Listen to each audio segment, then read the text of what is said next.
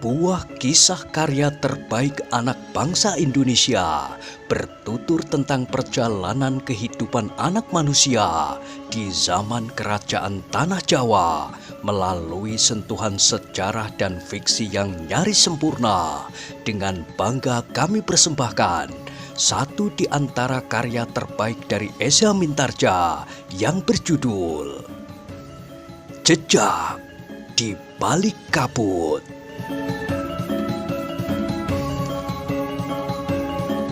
Pada kesempatan yang sangat baik ini, kita masuk pada episode yang ke-63. Selamat menikmati.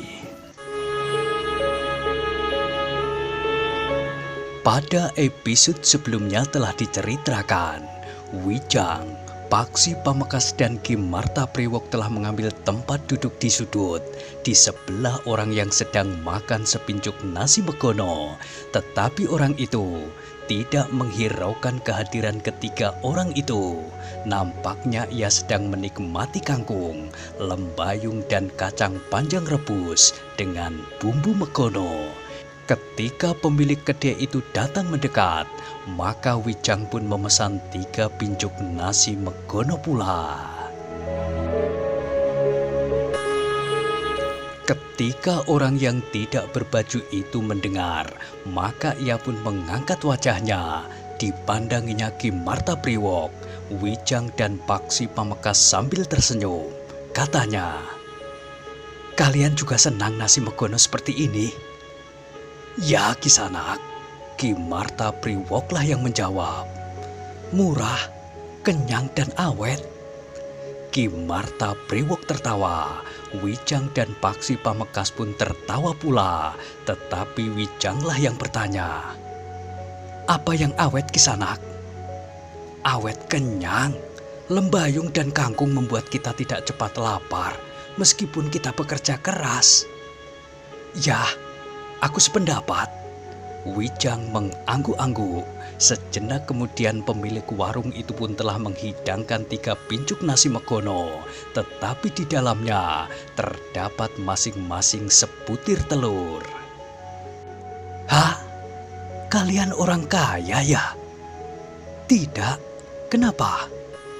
"Kalian memakai lauk masing-masing sebutir telur." "Kami tidak memesan, tetapi pemilik kedai itulah yang memberinya."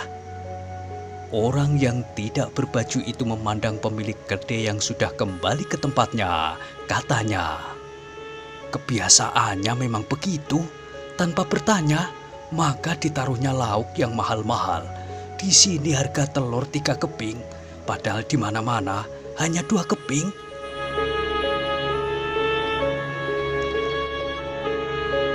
"Oh, apa boleh buat?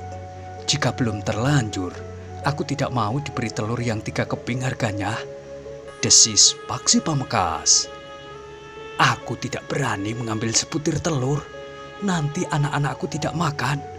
Hanya jika ayam kami bertelur lebih banyak, kami sering makan telur. 2 butir telur untuk orang serumah." "Apakah ayammu jarang bertelur?" "Setiap hari ada ayamku yang bertelur. Tetapi telur itu harus dijual untuk membeli kebutuhan-kebutuhan lain.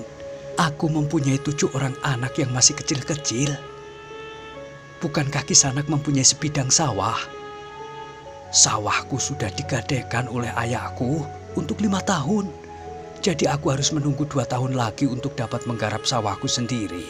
Sekarang aku menggarap sawah orang lain sambil bekerja menjadi belandong kayu. Istriku jual ayung-ayung." "Hei, di sini juga ada ayung-ayung buatan istriku itu.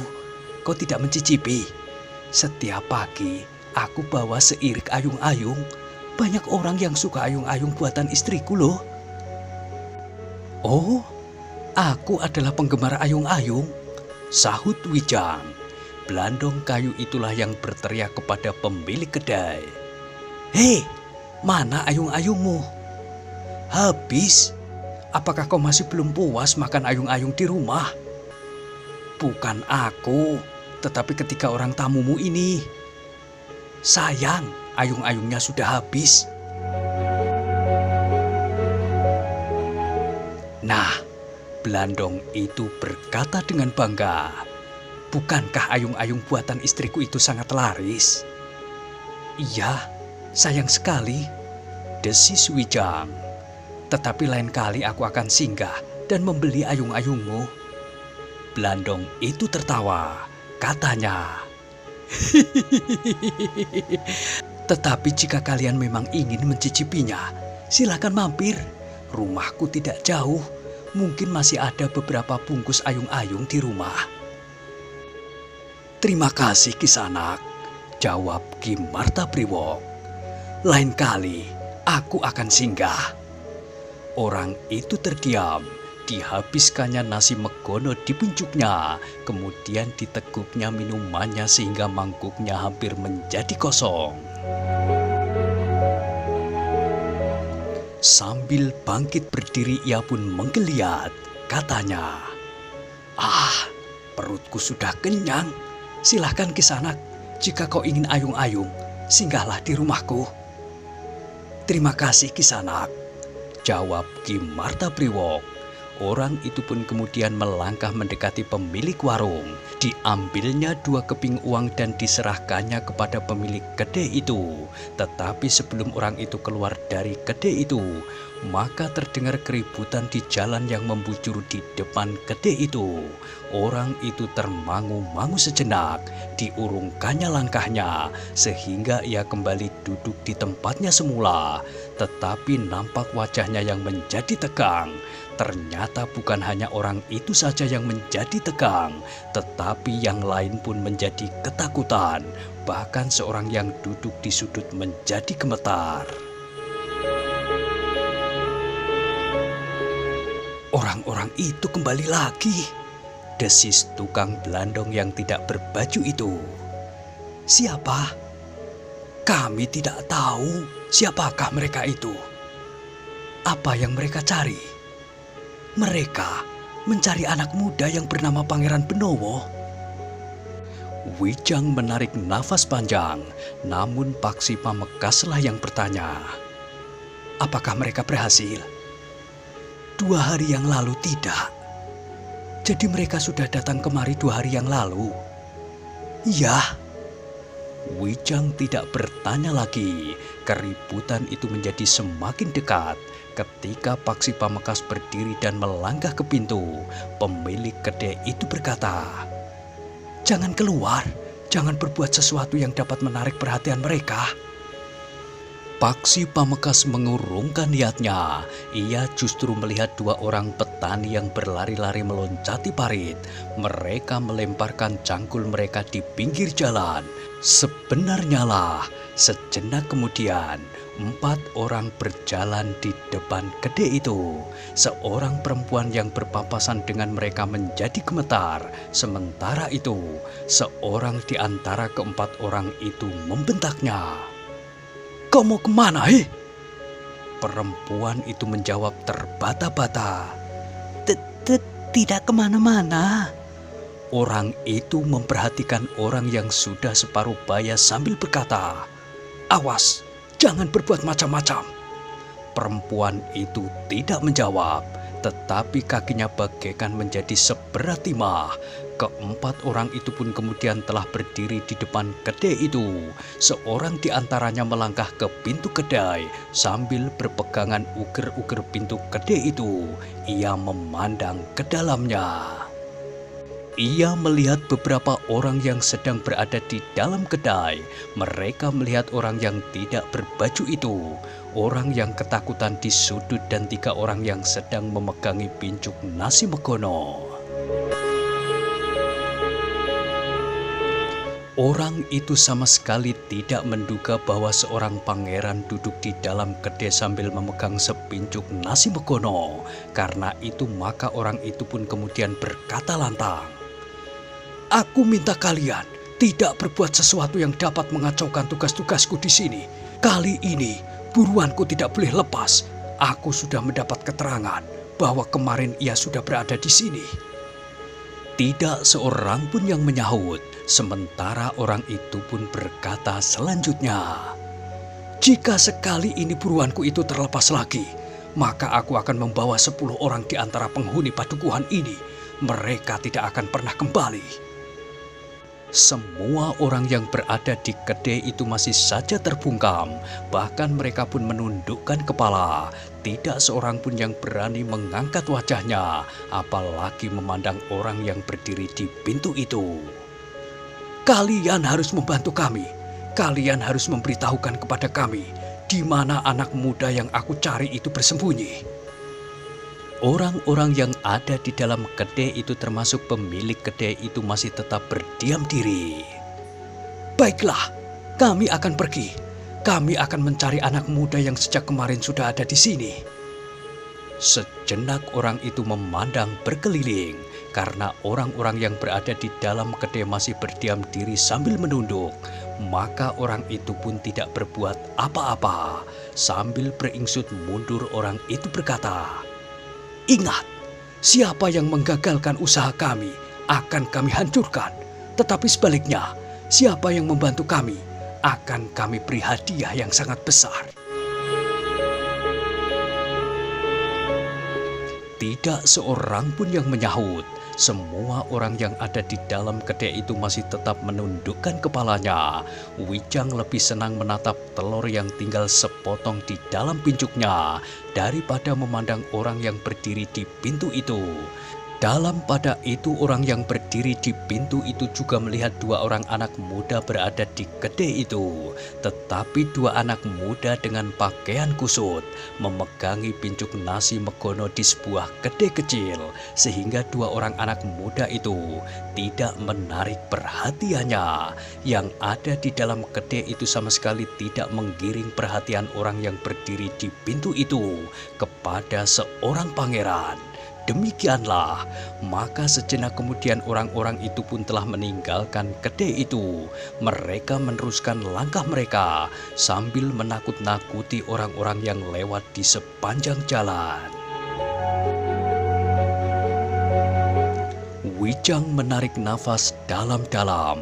Ternyata ia sudah luput dari perhatian orang itu. Wijang sama sekali tidak menjadi ketakutan, tetapi ia masih memikirkan orang-orang padukuhan yang akan dapat menjadi sasaran kemarahan dan dendam jika ia berbuat sesuatu terhadap orang-orang yang mencari Pangeran Benomo itu. Sementara itu Ki Martapriwo pun telah berpesan agar Wijang dan Paksi Pamekasan menghindari persoalan-persoalan yang dapat timbul dan menghambat perjalanan pulang mereka. "Marilah, kita selesaikan nasi megono ini. Kita sebaiknya segera meninggalkan tempat ini," desis Ki Martapriwo. Wijang mengangguk-angguk. Sementara itu Paksi Pamekasan pun telah menyelesaikan nasi megononya meskipun agak tertahan di lehernya, sehingga Paksi harus meneguk minumannya sampai hampir habis. Wijang tersenyum, katanya, "Pincuknya jangan ikut ditelan, Paksi." "Telurnya," desis Paksi Pamekasan. Ki Martapriwo pun tertawa. Namun sebelum mereka membayar dan meninggalkan kedai itu, mereka melihat seorang anak muda yang berjalan dengan wajah tengadah dan berhenti di depan kedai itu. Seorang laki-laki bersenjata golok mengiringnya di belakangnya. Sambil memandang pemilik kedai yang duduk di belakang pagar rendah tempat ia menggelar dagangannya, anak muda itu menyapa. "Hei, Kang, kemana istrimu? Kaukah yang sekarang berjualan nasi di sini?" Pemilik kedai itu terkejut. Dipandanginya anak muda itu dengan seksama, namun kemudian ia pun berdesis. "Wicitra, kapan kau pulang?" "Kemarin. Aku sekarang sudah berubah. Kenapa kau masih tetap saja menjadi penjual nasi, bahkan tanpa istrimu?" "Istriku sedang pulang untuk mengambil bumbu megono." "Hei, kau memang berubah. Di mana kau selama ini?" Anak muda itu mengangkat wajahnya, katanya, "Aku tidak mau hidup di tempat yang pengap seperti ini. Aku harus berubah dan aku harus berhasil." Jadi apa yang kau lakukan di sini sekarang? Aku akan menjual warisanku untuk menambah modal kerjaku. Aku seorang saudagar yang berhasil. Maksudmu tanah dan rumah yang ditinggali kedua orang tuamu itu? Iya. Tetapi bukankah kedua orang tuamu masih hidup? Tanah dan rumah itu akhirnya akan jatuh ke tanganku juga. Apa bedanya sekarang dengan setelah ayah dan ibuku meninggal? Lalu, di mana ayah dan ibumu harus tinggal? Iya, dapat tinggal bersama paman. Bukankah umur mereka sudah tidak akan terlalu panjang lagi? Citra. Wicitra tertawa, katanya.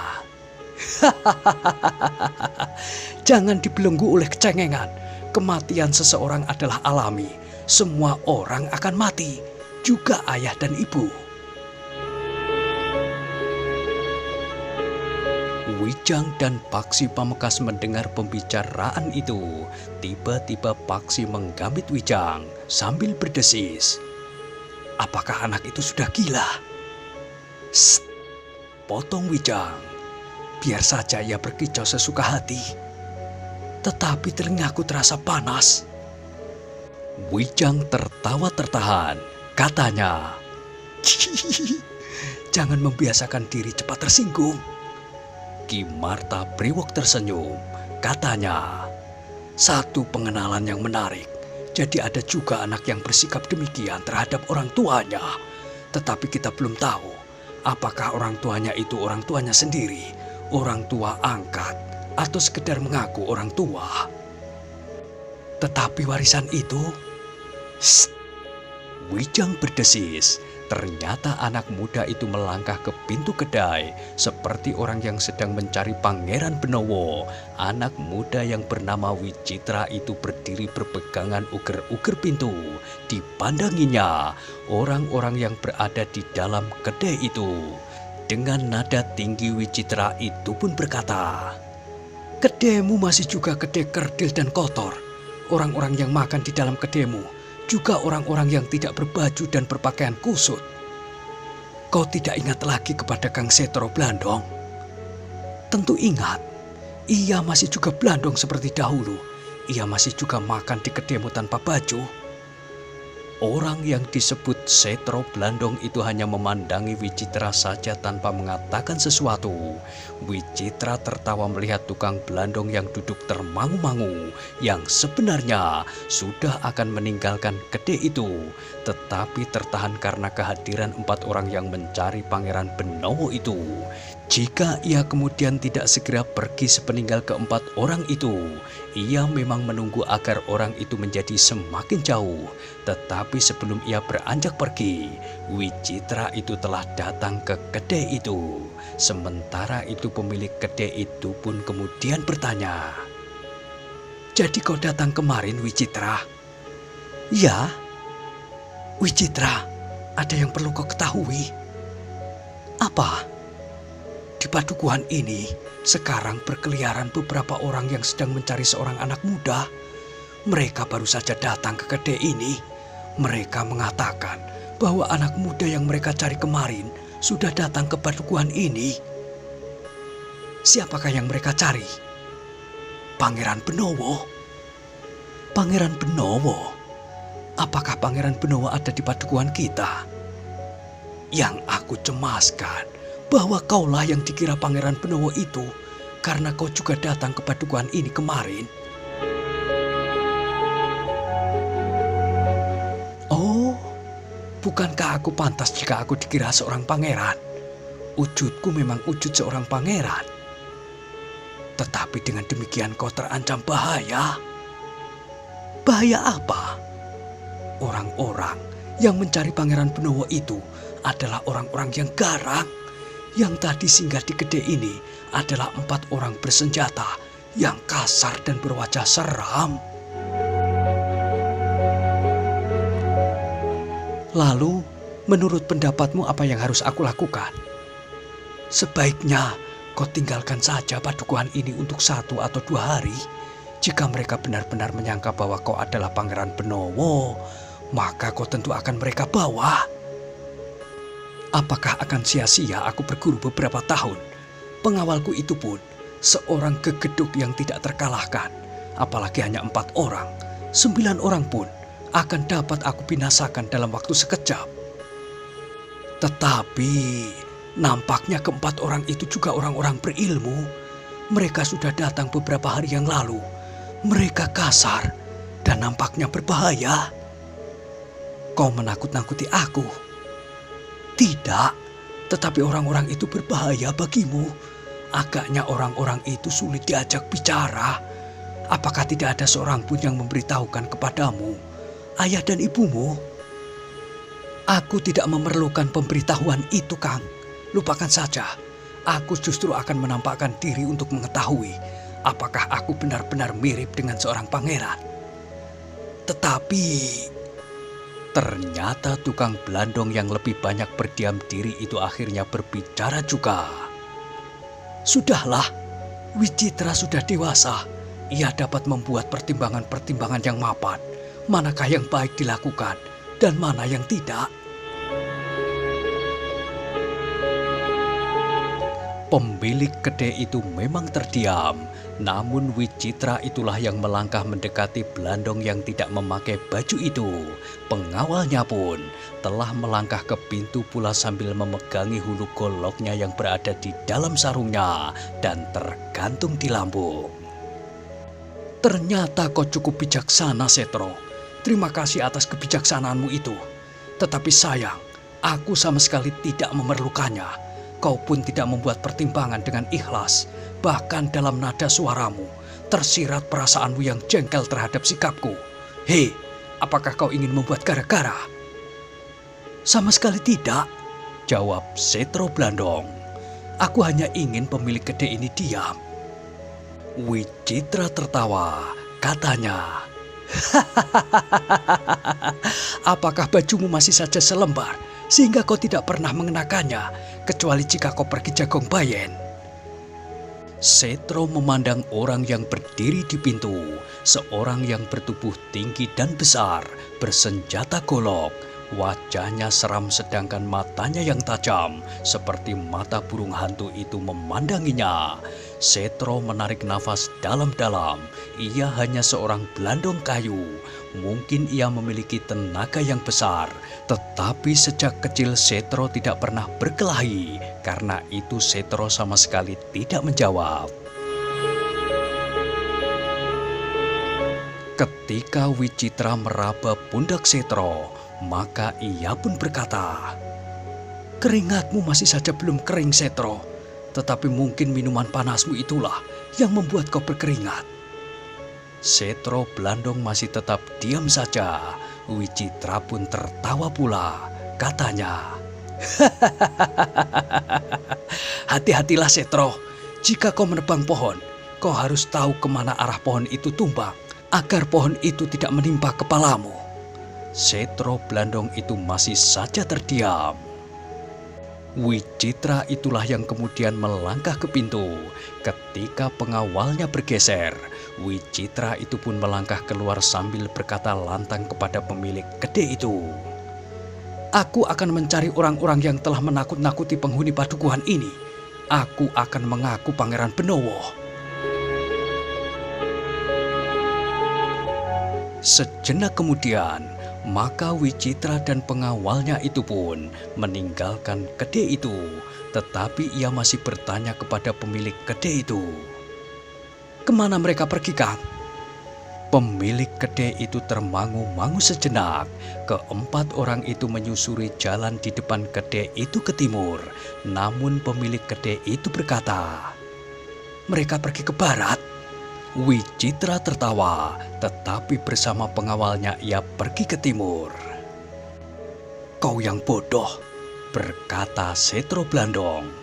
Anak itu datang dari arah barat.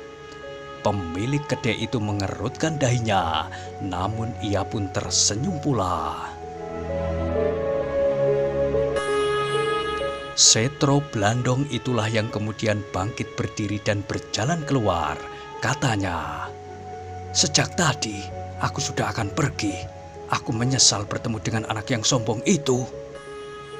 Aku mencemaskannya, berkata pemilik kedai itu. Kau tidak bersalah, kau sudah mencoba untuk memperingatkannya, tetapi ia keras kepala. Aku bahkan menjadi jengkel karena kesombongannya. Tetapi pengawalnya itu membuat hatiku berkerut. Terus terang aku takut. Pemilik kedai itu mengangguk-angguk, katanya, jangan berkecil hati, itu wajar-wajar saja. Kita bukan orang yang terbiasa berkelahi.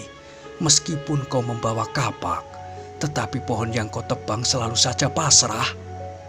Setro Blandong itu mengerutkan dahinya, namun kemudian ia pun tersenyum. Kecut sekali, tetapi Setro Blandong itu masih juga berkata kepada Ki Martapriwok dan kedua orang anak muda yang menyertainya, jika kau perlu ayung-ayung, ambil di rumahku. Ki Martapriwok tertawa sambil menjawab, hihihi, terima kasih Ki Setro. Sepeninggal Setro Blandong, maka Ki Martapriwok, Wijang dan Paksi Pamekasan pun telah minta diri pula. Setelah membayar harga makan dan minum mereka, maka mereka pun meninggalkan kedai itu. Namun demikian mereka keluar dari kedai itu, Ki Martapriwok pun berkata, nasib anak itu agaknya akan menjadi kurang baik. Anak itu terlalu sombong, desis Paksi Pamekasan. Apakah kita sebaiknya memperingatkannya? Orang itu masih nampak dari sini. Kita dapat menyusulnya dan memberitahukan bahaya yang dapat mengancamnya. Mungkin jika orang lain yang memberinya peringatan, anak itu akan mau mendengarnya. Sahut Wijang. Ki Martapriwok menarik nafas panjang. Katanya, belum tentu. Agaknya anak itu terlalu sombong. Kau dengar apa yang dikatakannya tentang kedua orang tuanya? Paksi Pamekasan mengangguk-angguk. Katanya, anak itu memang sangat menjengkelkan. Tetapi biarlah kita mencobanya. Mungkin kita dapat meyakinkannya. Ketiganya pun mempercepat langkah mereka. Namun anak muda yang bernama Wicitra itu telah hilang di tikungan. Kita pun akan berbelok pula, berkata Ki Martapriwok. Tetapi persoalan ini adalah persoalan terakhir yang akan dapat menghambat perjalanan kita. Selanjutnya, kita akan langsung menempuh perjalanan pulang. Ya, kita tidak menghiraukan lagi apapun yang terjadi di sekitar diri kita, berkata Paksi Pamekasan. Tetapi Wijang justru tertawa. Katanya, hihihi, benar begitu. Paksi Pamekasan mengerutkan dahinya. Ki Martapriwoklah yang kemudian tertawa pula. Paksi yang memberengut itu pun berkata, jadi akulah yang telah menghambat perjalanan pulang. Tidak, bukankah aku tidak berkata begitu? Sahut Wijang. Paksi Pamekasan tidak berbicara lagi, tetapi ia berjalan lebih cepat. Tongkatnya menghentak-hentak tanah yang dilewatinya. Namun langkahnya tiba-tiba terhenti. Mereka mendengar suara keributan kecil terjadi di belakang tikungan. Dengan hati-hati ketiganya mendekat sambil melekat di dinding. Dari tempat mereka berhenti, ketiganya mendengar suara seorang laki-laki. Sebaiknya kau tinggalkan padukuhan ini untuk 1-2 hari. Tidak, kau dengar. Jika kau bukan anakku, aku tidak akan mempedulikanmu, Wicitra. Oh, jadi kau usir aku agar aku tidak sempat menuntut warisan itu lagi. Ambil semuanya yang akan kau ambil, Wicitra. Tetapi banyak orang dan bahkan Ki Bekel menasihatkan agar kau meninggalkan padukuhan ini. Orang-orang itu adalah orang-orang yang tidak mengenal kasihan. Mereka tentu menyangka bahwa kaulah yang mereka cari. Pangeran Benowo? Iya. Aku memang akan mengaku sebagai Pangeran Benowo. Bukankah tampangku pantas untuk disebut sebagai seorang pangeran? Tetapi kau akan ditangkap. Siapa yang dapat menangkap aku biarlah dilakukannya. Aku tidak takut. Kau ajari anakmu menjadi pengecut. Tidak, tentu tidak. Tetapi aku dan ibumu mohon. Cukup. Sebaiknya ayah menyiapkan segala sesuatunya yang akan ayah wariskan kepadaku. Besok kita menghadap Ki Bekal. Kemudian aku akan menjual semuanya untuk menambah modalku. Jika perdaganganku menjadi besar, aku akan menjadi saudagar yang paling kaya di Pajang. Sudah aku katakan, ambil yang akan kau ambil. Jangan mencari alasan untuk menunda-nunda lagi. Wicitra, cukup, bentak Wicitra. Biar aku menentukan sikapku sendiri. Aku sudah dewasa. Aku sudah tahu manakah yang baik dan mana yang tidak baik. Mana yang berbahaya dan mana yang tidak berbahaya. Wicitra, oh Wicitra. Diam kau. Jangan ikuti aku.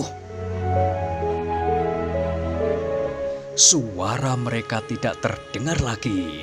Langkah Wicitra semakin jauh, sedangkan desah ayahnya masih terdengar dari balik dinding di tikungan. Ki Martapriwoklah yang kemudian berbisik. Marilah kita dekati orang tua Wicitra itu. Bukan aku yang membuat persoalan, desis Paksi Pamekasan. Wijang tertawa tertahan, katanya. Tetapi persoalan ini masih terkait dengan persoalan terakhir yang akan melibat kita. Ki Martapriwok pun kemudian memberi isyarat kepada kedua orang anak muda itu untuk mengikutinya. Demikian ketikanya muncul di tikungan, ayah Wicitra itu terkejut bukan buatan.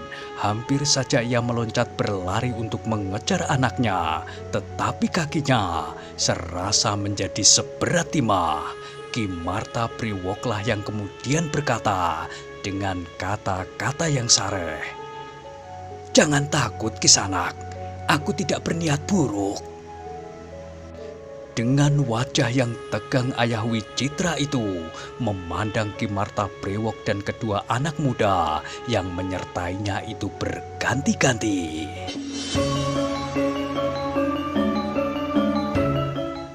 Nah, bagaimanakah kisah selanjutnya? Silahkan ikuti terus kisah Jejak di Balik Kabut pada episode berikutnya. Sampai jumpa.